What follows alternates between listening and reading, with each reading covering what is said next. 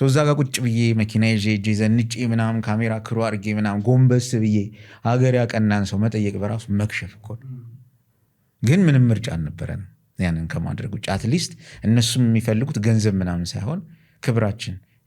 አንዱ ምን አለ መሰለህ፣ አንድ እግሩ ተቆርጧል። የተቆረጠው ሕክምና በማጣት በብርድ ነው የተቆረጠው። ኪኒን ይዟል፣ ቁጭ ብሏል። ስናናገረው ራሱ በደንብ በቃ አይቶ ምናምን ባይኑ መርምሮ ነው ወዲያው ራሱ ሰፖርት የሚያደርገኝ ሰው አገኘው ምናምን ብሎ አይደለም የሚያወራ፣ እርግጥ ብሎ ነው የሚያወራው። ሜጋ ማተሚያ አካባቢ ቤት ነበረኝ ምናምን፣ እንዲህ አይነት ኃላፊነት ላይ ነበርኩ ምናምን። ከዛ ወያኔ ሲገባ እስር ቤት አስገብቶኝ እዛው እስር ቤት ነው እያዩኝ እግሬ በቅዝቃዜ እንዴ ተቆርጦ ነው የወደቀው እግሬ። የተመታው እንትን ቁስሉ እያዩት እዛው መርክዞ ተቆርጦ ወድቋል። እሺ አሁን ምንድን ነው የምትፈልገው? ምን እንዳስታወሰ ታውቃለህ? የዛሬ ምናምን 30 ዓመት ሄዶ ወደኋላ የያዙን ጊዜ አለ አሰልፈውን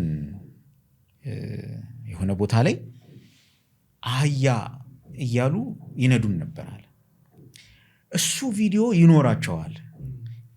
ለትውልድ ስለማይጠቅም ትውልዱ ማየት ስለሌለበት አስጠፉት። በቃ ሌላ ምንም አልፈልግም አላሉኝ። አንድ እሱም በል እዛው ቅድስተ ማርያም ጋር እንደው አሁን እኛ አቅም የለንም፣ ስፖንሰር የለንም፣ ፕሮግራማችን የሚደግፈው የለም። እንደው የዜግነት ድርሻ እንወጣ በሚል ነው ሐሳቡና ምን እናድርግላችሁ፣ እንደው ምን እንጠይቅላችሁ ምናምን ስላቸው ኮሎኔል ሻለቃ ምናምን እየጠሩ እንዲህ የሚባሉ ሰዎች አለቆቻችን የነበሩ እንትን ጊዮርጊስ ቤተክርስቲያን ግንብ ስራ አሉ፣ መጀመሪያ እነሱን አንሱልን ሄዱናል። ከኛ በፊት እነሱ ይቀደሙ ስቲል ያለቃና እንትን የዲሲፕሊን ሚሊተሪ ዲሲፕሊን አለ ከነሱ ጋር። ስለዚህ እኔ ከመነሳቴ በፊት አለቃዬ ነው መነሳት ያለበት የሚል ሐሳብ አላቸው።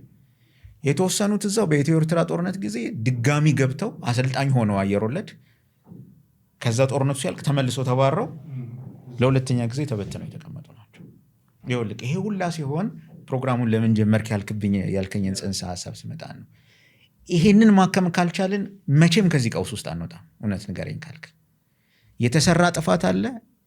አሁን እኔ የሰራው ጥፋት ላይኖር ይችላል። በአባቴም ጥፋት አልጠየቅም።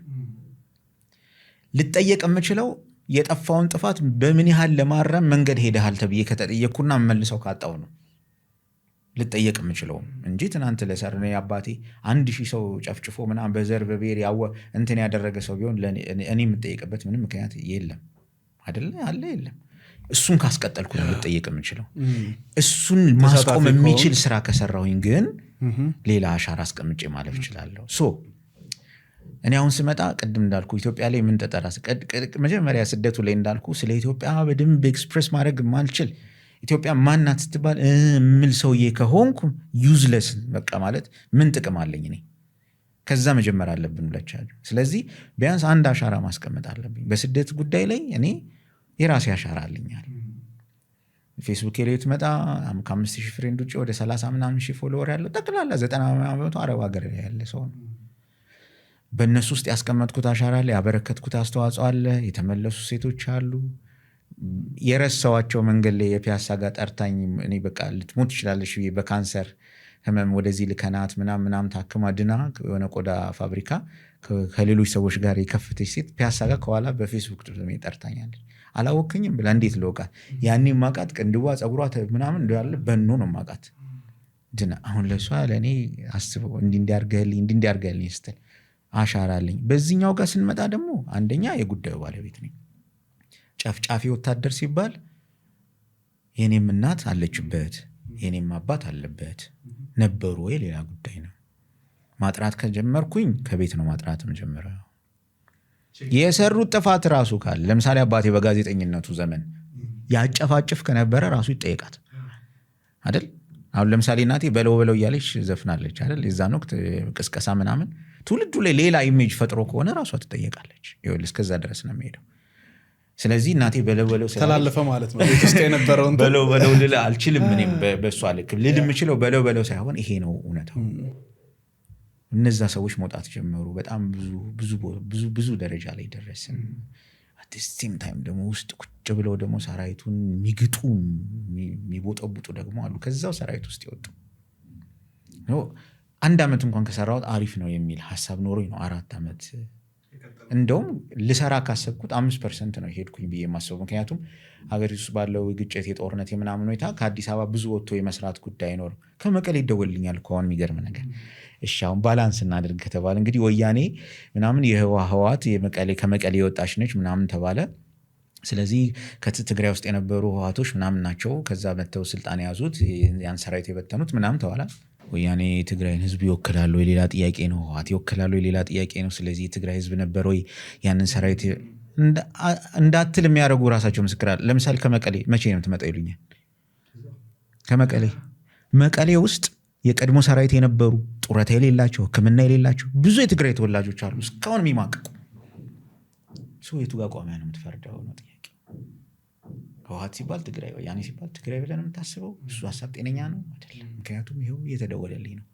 በክብር ነው የምንቀበል፣ ከኤርፖርት ጀምረን አበባ አንጥፈን ነው የምንቀበል ይሉኛሉ። አይዶን ነው ሌላ ምን ያለጥፉልኝ ያሰቡት ነገር ካለ ግን ቶናቸው፣ አወራራቸው፣ የሚነግሩኝ ታሪክ ምናምን በሙሉ ቪክቲምስ በቃ እነሱ ራሳቸው ተጠቂዎች ናቸው። ይሄ ምንድነው የሚያመላክትህ? ትግራይ አትልም፣ ኦሮሞ አትልም፣ አማራ አትልም። ሁሉም ሰው የዛን ሰዓት የኢትዮጵያ ሰራዊት ነበር። የትግራይ ተወላጅ ሆኖ ከወያኔ ጋር የሚዋጋ ሰው ነበረ እኮ ማለት ነው። ስለዚህ በዛ ሴንስ መረዳት ያስፈልጋል። አሁን እሱን ነገር ቀስ እያልኩ እያጠራው መጥቼ አሁን በጣም ክሊር እንደሆነ አውቃለሁ። መጀመሪያ ላይ የሆነ ተቃውሞች ምናምን ይመጡ ነበረ። ምክንያቱም በወቅቱ አንፈርድባቸውም እንዳልኩ ቤተሰቦቻቸው የተረሸነባቸው ምናምን ወጥተው የቀሩ ምናምን ነበሩ። ግን እኛ ትኩረታችን ስርዓቱ ላይ አልነበረም። እውነት መውጣት ነበረበት፣ እውነት መውጣት አለበት። ከዛ የባሰ የተደረገው የ2045 አዋጅ ነው። ምንድነው እሱ አዋጅ? ያው የመንግስት ለውጥ የሚለውን ቃል ስለማልቀበለው ብዙ ጊዜ አልለውም። አሁን መንግስት ሲቀየር አልለውም ማለት ኢትዮጵያ ደግሞ ሁለተኛ ነው ሶስተኛ ዙር የቁልቁለት ጉዟን የጀመረችበት ወቅት ነበረ። አሁን ደግሞ ይሄን የማይቀበሉ ደግሞ የህወሓት ሰዎች ይኖራሉ አይደል? የራሳቸው እንትን ነው። እኔ ቤተሰብ ይገባለው ታሪክ ወታደሩን በማቃል ባነበብኩት ልክ ምናምን የምነግርህ ፐርሰናል ኦፒኒየን ነው። የኔን የመቀበል ግዴታ የለበትም ማንም ሰው። እንዲጋባም አይደለም ስሜቱ፣ የኔን እውነት ነው የምናገረው። የሆነ ቦታ ደግሞ ሄዶ መጥፎ ነገር አያመጣም። ምክንያቱም የተሰራውን ነገር በአይን የታየ ስለሆነ። ልክ ከወጡ በኋላ በሰርኩላር ነው የታገዱት። ለምን መሰለህ? ያ ሁላ አቅም ያለው ሰራዊት የትምህርት ማስረጃውን የሚሊተሪ እንትኑን ምናምን ሳጥን ስር የደበቀው እኮ በሌላ ጉዳይ አይደለም። አንድ ሰው ዘበኝነት ለመቀጠር ሲሄድ የቀድሞ ታሪኩ ላይ ወታደር እንደነበረ ከገለጸ አይቀጠርም። በሰርኩላር ታግዷል። ስለዚህ መረጃቸውን ያጠፉታል ራሳቸው አውቀው። ከዚህ ሁሉ ባሻገር በማህበራዊ ተቋም ውስጥ በትምህርት ቤት በድር በምን እንዳይገቡ ነው እንዳይታቀፉ። በቃ የቀድሞ ወታደር ከነበረ ምንም ውስጥ እንዳይገባ በሰርኩላር ታገደ። ከምን መኖር እንዲያቆም ማለት ነው። እሱ አልበቃ ብሎ በአንቀጽ 39 አዋጅ 1987 አካባቢ ላይ ሲወጣ አብሮ የወጣ አዋጅ 2045 የሚለው አዋጅ ነው። ሁኔታውን አዩትና በወቅቱ ይኸውልህ ሰራተኛው ማለት ወታደሩ በሙሉ የጡረታና የሕክምና አገልግሎት እንዲያገኝ ይፈቀዳል። የጡረታ ገንዘብ አለው። ከእያንዳንዱ ወታደር ደሞዝ ተቆርጦ የሚቀመጥ ተቀማጭ ብር አለ። አገልግሎቱን ሲጨርስ ወይ በጡረታ ወይ በቦርድ በምናምን ሲወጣ ያ የጡረታ አገልግሎት ገንዘቡ ይከፈለዋል። ሕክምና በነፃ እንዲያገኝ ይደረጋል። እና በጣም ከፍተኛ ብር ነበር የነበረው። እንግዲህ በዛ ወቅት ማለት ነው እንገርግ ለምሳሌ በምድር ጦር ወደ 20 ሚሊዮን ብር ነበረ የሰራዊቱ ገንዘብ 1983 ላይ ነው የምልህ። እንግዲህ 20 ሚሊዮን ብር ለሰራዊቱ ተብሎ የተቀመጠ የጡረታ ገንዘቡ ከራሱ ደሞዝ ላይ ተቀማጭ ተደርጎ ተቆጥቦ የተቀመጠ። በፖሊስ ምናምን ትሄድ ወደ 7 ሚሊዮን ብር አሁን በቢሊዮኑ ሰደው በቃ አሁን ባለው እንትን ነበሩ። እሱ ለሰራዊቱ እንዲገባ ጭራሽ የማይታሰብ ጉዳይ ነው። ፕላስ በሕክምናም ደግሞ አገግሞ ያ ሰራዊት ቢቀጥል ኢትዮጵያዊነትን የሚያስቀጥል ሰራዊት ስለሆነና የተመጣበትን መንገድ ያንን የማክሸፍ ስራ ስለነበረ አንድ ሀገር ላይ ደግሞ ሁለት በጣም ትልልቅ ፒላሮች አሉ፣ ትምህርትና ሚሊተሪ ናቸው። ሀገርም ትውልድም ምንም ሊገነቡ የሚችሉ እነሱን ገዝግዘ ከጣልክ ትውልድ ትጥላለህ። የሆነውም ያ ነው። 2045 አዋጅ ወጣ። 2045 ማለት አንድ የቀድሞ ወታደር 20 ዓመት አገልግሎት ካልሰጠና 45 ዓመት ዕድሜ ካልሞላው እነዚህን ሁለት መብቶች አያገኝም የሚል። ምን ያህል ጊዜ ነበር ያገለገሉት? እንዴ አንተ ዝም ብለህ ስታስበው ከአብዮቱ መፈንዳት በኋላ ከ1966 ከ1983 ብትቆጠር ስንት ዓመት ነው የሚሆነው? 17 ዓመት ምናምን አይደለ የነበረው 18 ዓመት 20 ዓመት አይሞላም። ስለዚህ ከጨዋታ ውጭ ነው የሚሆነው። በእድሜ ደረጃ በአብዮቱ ዘመን የገቡ ወታደሮች እድሜያቸው ስንት ሊሆን ይችላል? 83 ላይ በጣም ከፍተኛው 35 ዓመት ሊሆን ይችላል። ስለዚህ ከሁለቱም ጨዋታ ውጭ ይሆናል። እሱን አንድ ትልቅ ጀነራል በኃይለሥላሴ ጊዜ ቅጥር የነበሩ 19 ዓመት ከ7 ወራቸው ነው ኢህአዴግ ሲገባ 5 ወር ስለሚቀራቸው ተከልክለዋል። ስለዚህ ሆን ተብሎ ተደረገ።